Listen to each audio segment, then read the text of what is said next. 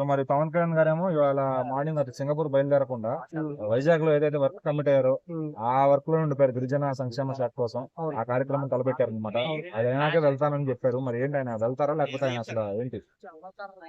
పవన్ కళ్యాణ్ గారు as a deputy chief minister తన యొక్క ప్రజల కోసం అంకితమైనటువంటి గొప్ప లీడర్ ఆయన.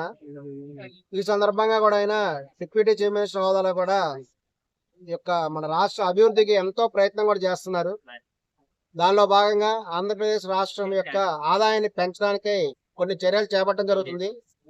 దీని గురించి కేరళ రాష్ట్రంలో వాళ్ళు ఫాలో అయ్యేటువంటి టూరిజం విధానం పద్ధతిలోనే ఆంధ్రప్రదేశ్ లో కూడా ఈ యొక్క మారుమూల ప్రాంతాల్లో, గిరిజన ప్రాంతాల్లో కూడా టూరిజం అభివృద్ధి చేసి తద్వారా కూడా ఆంధ్రప్రదేశ్ రాష్ట్ర ఆదాయాన్ని పెంచే విధంగా చేస్తున్నారు. అందులో భాగంగానే అరకులోయలో కూడా టూరిజం డెవలప్మెంట్ ప్రాజెక్ట్ కూడా చేపడుతున్నారు. ఈ విధంగా ఆయన సిన్సియర్ కూడా కృషి చేస్తూ ఉంటే అనుకోకుండా ఆయన కుమారుడికి కూడా దుర్ఘటన అనేది జరిగింది. ఈ యొక్క సింగపూర్ లో టమోటా క్యాటరింగ్ స్కూల్ అనేటువంటి ఒక స్కూల్లో కూడా ఒక ఫైర్ యాక్సిడెంట్ కూడా జరిగింది. ఈ యొక్క ఫైర్ యాక్సిడెంట్ ద్వారా అతని చిన్న కుమారుడు కూడా తీవ్రమైనటువంటి గాయాలు కూడా అయినాయి. అయినప్పటికీ కూడా పవన్ కళ్యాణ్ గారు మనకు ఆల్రెడీ ముందే షెడ్యూల్ అయినటువంటి వాటి ఉండటం వల్ల ఇది పూర్తయిన తర్వాత అక్కడికి వెళ్తాం అనేటువంటి కూడా నిర్ణయం తీసుకోవడం జరిగింది. ఇది ఆయన యొక్క దేశభక్తికి, నిబద్ధతకి కూడా సూచిస్తున్నది. ఇది నిజంగా పవన్ కళ్యాణ్ గారి హ్యాట్స్ ఆఫ్ చెప్తున్నాము. ఈవెన్ ఆల్రెడీ కూడా మెగాస్టార్ చిరంజీవి గారు కూడా అక్కడ ఎంక్వైరీ చేయడం జరిగింది. పవన్ కళ్యాణ్ గారి యొక్క భార్య కూడా లెజనోవా గారు సింగపూర్ లోనే ఉన్నారు. ఆమె అక్కడ తన స్టడీస్ కూడా కొనసాగిస్తుండటం వల్ల ఆమె అక్కడ నివాసం ఉన్నారు ప్రస్తుతము.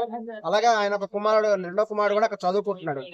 ఇటువంటి పరిస్థితుల్లో కూడా ఈ యొక్క పవన్ కళ్యాణ్ ఫ్యాన్స్ అందరూ కూడా తీవ్రంగా కూడా దిగ్భ్రాంతి వ్యక్తం చేశారు. ఈ యొక్క పిల్లవాడు కూడా వెంటనే కోలుకోవాలని చెప్పేసి అనేక దేవాలయాల్లో పూజలు చేయడం జరిగింది. కొబ్బరికాయలు కొట్టడం వంటి ప్రత్యేక పూజలు కూడా చేశారు. ఏమైనా పిల్లవాడు కూడా కోలుకుంటూనే ఉన్నాడు.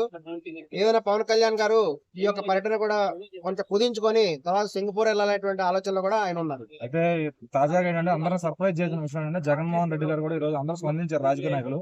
సో జగన్ గారు కూడా మీకేం మీ అబ్బాయికి ఏం కాదంటే ధైర్యంగా ఉండండి, నేనున్నా అంటూ ఆయన చెప్తారు. అంటే దీనిలో ఏమనుకోవచ్చు ఆయన చెప్పిన విధానం?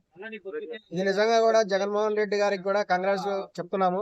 వాళ్ళ మధ్య ఎటువంటి విభేదాలు ఉన్నప్పటికీ కూడా ఒక చిన్న పిల్లవాడికి ఈ విధమైనటువంటి ఫైర్ యాక్సిడెంట్ అనేది చాలా నిజంగా బాధాకరమైన విషయం. వాళ్ళ మధ్య ఎటువంటి విభేదాలు ఉన్నప్పటికీ కూడా పవన్ కళ్యాణ్ గారి యొక్క కుమారుడు క్షేమంగా జగన్ కోరుకోవడం కూడా ఆయన గొప్పదనానికి కూడా నిరసనగా భావిస్తుంది.